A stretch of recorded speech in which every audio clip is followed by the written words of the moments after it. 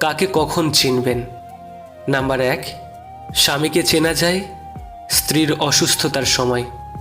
Number 2, স্ত্রীকে চেনা যায় স্বামীর দারিদ্রতার মুহূর্তে।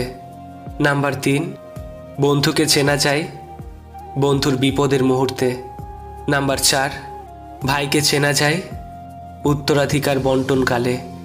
নাম্বার 5, আপনজন চেনা যায় নিঃসঙ্গতার মুহূর্তে। নাম্বার 6, প্রকৃত ভালোবাসা চেনা যায় স্বার্থ ফুরিয়ে গেলে। নাম্বার 7, আর মুমিন চেনা যায় রবের পরীক্ষার মুহূর্তে। অনেক সম্পর্ক এই কারণেও শেষ হয়ে যায় যে একজন সত্যি বলতে পারে না, অন্যজন সত্যি বুঝতে পারে না।